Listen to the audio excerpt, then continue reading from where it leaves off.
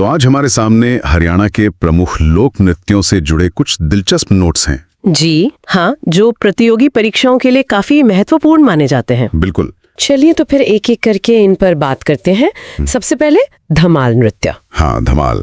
जैसा आपने कहा, मान्यताओं के आधार पर ये नृत्य महाभारत काल से चला आ रहा है। जी। और ये किन क्षेत्रों में ज्यादा लोकप्रिय है? ये गुड़गांव के अहीर क्षेत्रों में विशेष रूप से लोकप्रिय है।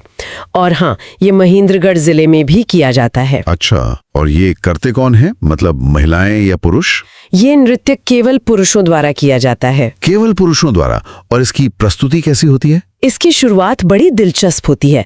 बीन वादक सबसे पहले एक लंबा नोट देता है। फिर ढोल, ताशा और नगाड़ा बजाते हुए नर्तक अखाड़े में पहुंचते हैं। अच्छा, एक पूरी टोली होती है? हाँ, और कुछ नर्तक अपने हाथों में बड़े डैफ लेकर चलते हैं, जिन्हें चमकीले रंग के तामझाम से सजाया जाता है। और इसका आयोजन कहाँ होता है? मतलब किसी हॉल में या? नहीं, ये चांदनी रात में खुले मैदानों में होता है। वाह, तो माहौल भी बिल्कुल अलग होता होगा। बिल्कुल। और इसकी एक और विशेषता है, नृत्य में कलाबाजी करते हुए नर्तक कई बार गांव की उन महिलाओं की नकल करते हैं जो इस नृत्य में भाग नहीं लेती। अच्छा, तो थोड़ा हास्य का फुट भी है इसमें। जी।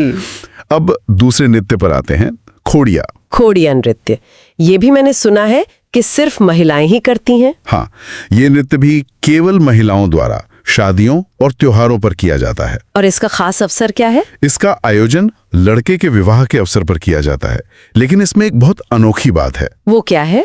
ये तब होता है जब बारात दुल्हन को लेने के लिए घर से निकल जाती है। अच्छा, बारात जाने के बाद? जी, बारात जाने के बाद दुल्हन को घर लाने के लिए दूल्हे के घंटों इंतजार में घर पर रुकी स्त्रियां ये नृत्य करती हैं। ये तो बड़ा दिलचस्प है। मतलब ये एक तरह से घर की महिलाओं का अपना निजी उत्सव है। बिल्कुल, ये हरियाणा के मध्य क्षेत्रों में काफी लोकप्रिय है।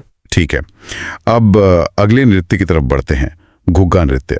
गुग्गा नृत्य, ये गुग्गा पीर की याद में निकाले गए जुलूस में एक अनुष्ठानिक नृत्य है। गुग्गा पीर, तो ये किसी विशेष समय पर होता होगा? हाँ, यह नृत्य भादो माह में गुग्गा पीर के भक्तों द्वारा किया जाता है। और इसमें संगीत कैसा होता है? भक्त डेरू, थाली, चिमटा, इन सब वाद्य यंत्रों के साथ नृत्य का माहौल बनाते हैं। और इसका कोई प्रमुख स्थल है हरियाणा में? जी, हिसार जिले में गुग्गा मेड़ी के स्थान पर गुग्गा के विशाल मेले भरते हैं, जहां भक्त ये गुग्गा नृत्य करते हैं। अच्छा, मैंने सुना है इसमें आस्था का काफी तीव्र रूप देखने को मिलता है। हाँ, इसमें काफी भक्त स्वयं को जंजीरों से भी पीटते हैं। और इसकी सबसे विशेष बात यह है कि हरियाणा में गुग्गा पीर को हिंदुओं और मुसलमानों दोनों द्वारा पूजा जाता है। ये तो सांप्रदायिक सौहार्द की बहुत बड़ी मिसाल है। बिल्कुल। चल, अब बात करते हैं फाग नृत्य की। फाग, नाम से ही लग रहा है कि इसका संबंध होली से है। एकदम सही।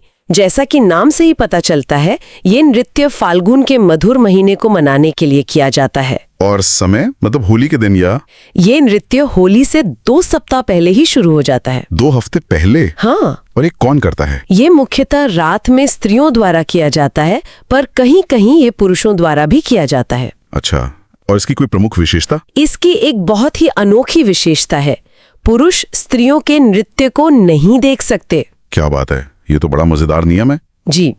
अब आते हैं लूर नृत्य पर। लूर नृत्य, ये भी महिलाओं का ही नृत्य है ना? हाँ, ये नृत्य भी महिलाओं द्वारा ही किया जाता है। और ये हरियाणा के किस हिस्से में होता है? ये हरियाणा के बांगड़ क्षेत्रों में होली के आसपास के समय पर होता है। इसका अंदाज बड़ा अनोखा बताया जाता है। हाँ, इसका अंदाज बहुत अनोखा है।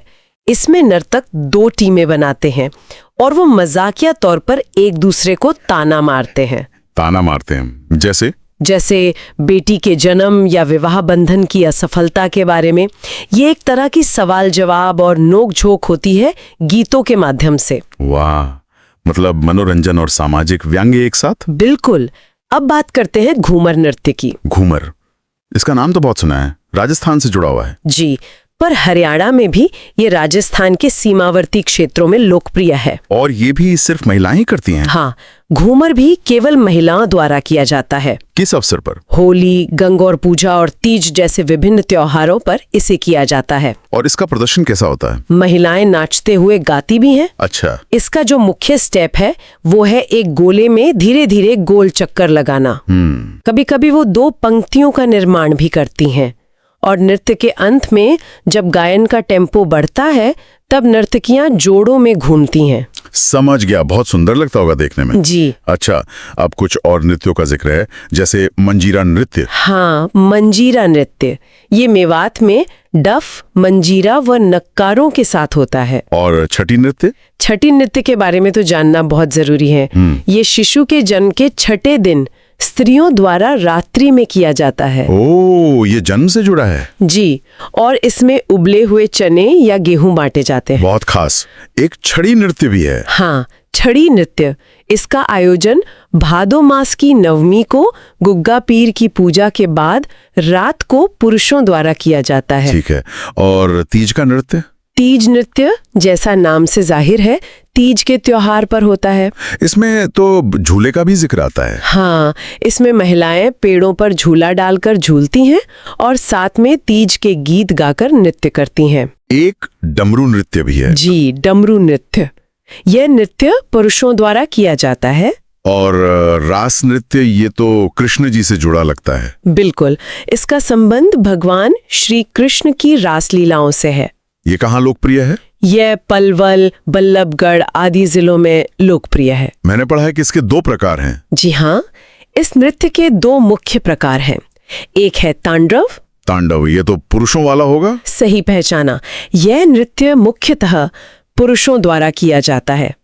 और दूसरा है लास्य। लास्य, तो ये स्त्रियों द्वारा किया जाता होगा। जी, यह नृत्य मुख्यतः स्त्रियों द्वारा किया जाता है। यह पलवल, फरीदाबाद जिलों में लोकप्रिय है।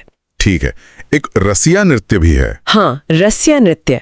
इस नृत्य का संबंध भी ब्रज की श्री कृष्ण लीलाओं से है। तो ये भी उन्हीं क्षेत्रों में होता होगा? जी, यह भी पलवल, होडल, बल्लभगढ़ आदि क्षेत्रों में किया जाता है। इसमें कौन से वाद्य यंत्र इस्तेमाल होते हैं? इस नृत्य में 3 नक्कारों, थाली, ढोलक आदि यंत्रों का उपयोग किया जाता है। अब बात करते हैं डफ नृत्य की। डफ नृत्य ये भी बहुत महत्वपूर्ण है। हाँ, इसे ढोल नृत्य भी कहते हैं और ये श्रृंगार और वीर रस प्रधान होता है। जी, और ये वसंत ऋतु के आगमन पर किया जाता है। इसकी एक बहुत बड़ी उपलब्धि है ना? हाँ, यह पहली बार 1969 में गणतंत्र दिवस में प्रस्तुत किया गया था। वाह, राष्ट्रीय स्तर पर पहचान मिली इसे। जी। एक बीन बांसुरी नृत्य का भी जिक्र है। हाँ, यह नृत्य बांगर क्षेत्र में किया जाता है और इसकी खासियत है कि इसमें घड़े पर रबड़ बांधकर ताल व थापों के सहारे लोकगीत की धुन बनाई जाती है। कितना रचनात्मक है। और रतवाई नृत्य? ये मेवाती क्षेत्र में स्त्री पुरुषों द्वारा सामूहिक रूप से किया जाता है। सांग नृत्य? ये वीर रस प्रधान नृत्य है जो सांग कलाकारों द्वारा मनोरंजन के लिए किया जाता है। तो इसमें कहानियां होती होंगी? बिल्कुल, इसमें विभिन्न सांस्कृतिक किस्से कहानियों को नृत्य और गायन की देशी कला से प्रदर्शित किया जाता है। जी।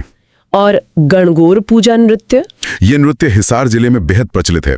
एक और बड़ा मजेदार नृत्य है घोड़ी नृत्य। हाँ, घोड़ी नृत्य। ये शादी ब्याह के अवसर पर किया जाता है।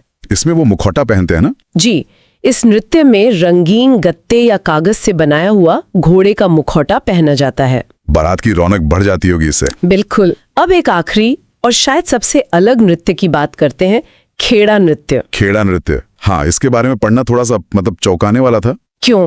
क्योंकि ये परिवार में किसी बुजुर्ग व्यक्ति की मृत्यु के समय किया जाता है। जी बिल्कुल। तो ये एक मात्र नृत्य है जो खुशी में नहीं बल्कि गम में किया जाता है। सही कहा आपने, ये दुख की सामूहिक अभिव्यक्ति का एक माध्यम है। तो एक तरह से हमने हरियाणा के प्रमुख नृत्यों को देख लिया। अब अगर हम इसे क्षेत्रीय तौर पर देखें तो हाँ, एक क्षेत्रीय झलक ले लेते हैं। जैसे गुड़गांव और महेंद्रगढ़ क्षेत्र में वहाँ धमाल नृत्य प्रमुख है। और मेवात क्षेत्र, मेवात में मंजीरा नृत्य और रतवाई नृत्य। पलवल और बल्लभगढ़ में तो हमने बात की थी रास और रसिया नृत्य। जी, कृष्ण भक्ति के प्रभाव वाले नृत्य। हिसार क्षेत्र की बात करें तो, हिसार में गुग्गा नृत्य और गणगौर पूजा नृत्य, और बांगर क्षेत्र, बांगर में लूर नृत्य और बीन बांसुरी नृत्य, और घूमर नृत्य वो राजस्थान के सीमावर्ती क्षेत्रों में। बिल्कुल। तो ये थे हरियाणा के प्रमुख लोक नृत्य और उनसे जुड़ी महत्वपूर्ण जानकारी। और अंत में दोस्तों, वीडियो में यहाँ तक आए हो तो हमारे चैनल को अभी सब्सक्राइब कर ले। हम आपसे वादा करते हैं आपको परीक्षा के लिए सब कुछ सीखने को मिलेगा।